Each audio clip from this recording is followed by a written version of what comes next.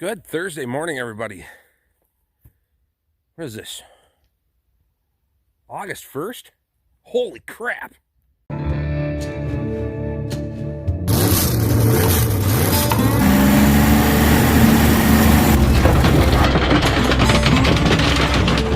The airboat is home.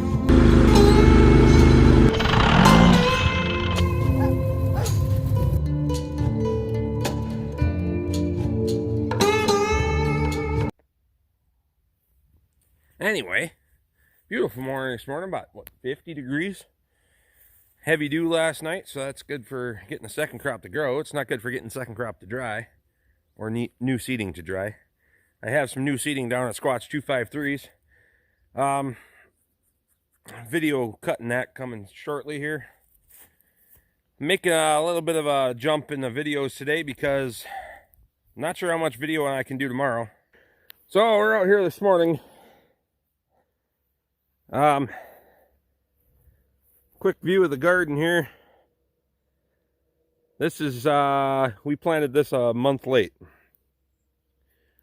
We've been taking radishes and lettuce and a couple of carrots. A few of the early things out of here. The rest of it's doing okay. I think it'll catch up. As long as we don't get a super early fall, we'll be okay.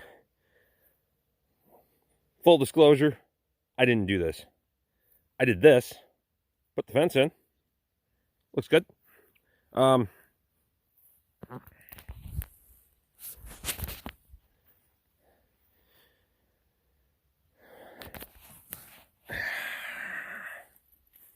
did the dirt work, put the fence in. The rest of it's Katie's deal. And her sister. Sister helps out. Looks beautiful. Thought something was moving through the grass down there. We fixed. I'm ashamed. I had to get the baler going last night. I don't have a lot of these perfect solutions in my pocket right now. So, we're going to walk down here and show you what I did. We got a hook onto the trailer this morning and take that into work with me. I got a tire on there that I got to look at and get a spare mounted up for it because we're going to road trip tomorrow. So I have to apologize if there's no video right away tomorrow. Or at all tomorrow, I'm going to be driving virtually the entire day. So I'll show you my again, full disclosure, I'll show you what I did. So in interest of being able to actually bale hay, I did that. Now, I'm not proud of it, but I tried putting the bolt in there.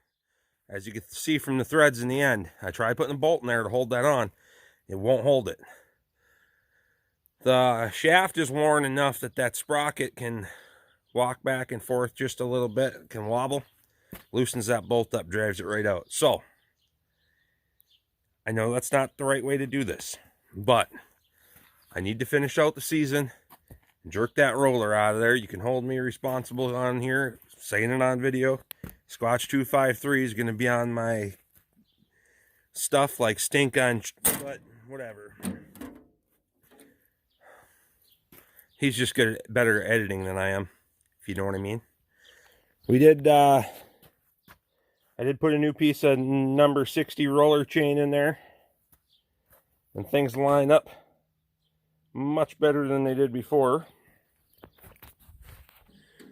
So the only reason that's going to be an issue is if that bearing, if the bearing in here goes bad,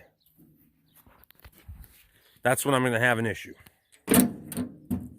Now, I love to be able to change bearings in the field, but that's not a reality.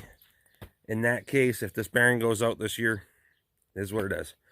I'm going to do a little looking around, see if I can find one of these parts balers that's in the scrapyard somewhere.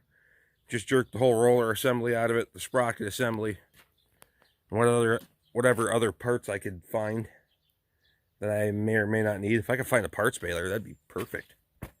Or even an operational baler for a decent price. So, full disclosure, guys, I got to hook up to the implement trailer and head into that job thing.